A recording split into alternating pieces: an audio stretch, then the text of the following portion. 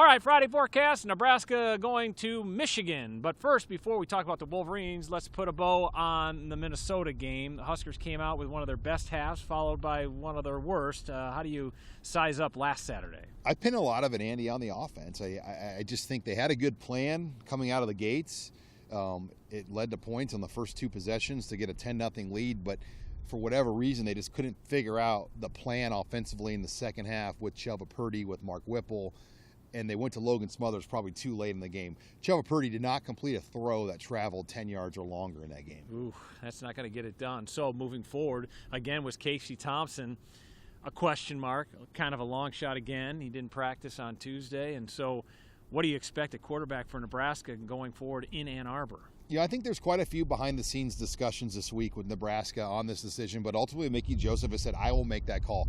I think Logan Smothers will get the nod, and what's interesting is this will be, again, the fifth game he plays in. I think last year kind of was a similar situation, meaning he'll burn his red shirt, but does it really matter? In 2020, he kind of redshirted it anyway. That was the COVID year. And Logan's a competitor. If they give him the opportunity, I think he's going to take it on Saturday. Obviously, a tough task ahead. 29-point dogs early in the week, at least, Nebraska is against Michigan. Is that how do you look at that number going in? It seems weird to even talk about a 4-touchdown underdog. Yeah, and that's got to be one of the largest lines Nebraska's ever faced. I mean, it's hard to obviously get all the data on that, but it's got to be top 2 or 3 all time in the modern era, and this kind of puts in perspective where things are at. I thought Kansas winning on Saturday put things in perspective, that Nebraska now, since 2017, has the longest bowlless streak of all Power 5 football programs, and then you see a point spread like this. It's why we are here where we're at right now. Yeah, since 2017, every Power 5 school has gone to at least one bowl except the University of Nebraska. It's puzzling to even say that out loud. It's head-scratching. Well, Michigan has been to plenty of bowls. They're a national title contender. Blake Corum's their guy. Another outstanding running back Nebraska's defense will face. Yeah, very, very diverse offense. Jim Harbaugh, one of the best offensive coaches in the country, gets his quarterbacks so ready to go. But they have 2 running backs led by Corum, but they've always had 2, and that's what's made Michigan's offenses tough. Like last year in Lincoln, they ran it at Nebraska with 2 guys, and Corum was one of them, and they've got another guy with him. So it's a very, very tough unit to slow down, and they play sound defense even though they lost a lot of those key guys from a year ago. Yeah, Corum with almost 1,200 yards, Donovan Edwards with 450-plus. Defensively, they're rock solid. They're not going to give you much. And second half-wise, listen to this, Sean.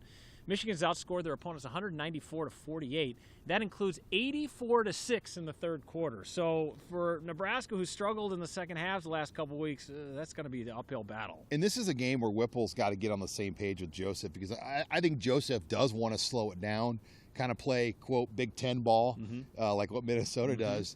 And at times, I think Whipple forgets that. They don't really communicate that very well during the flow of some of these games the last few weeks.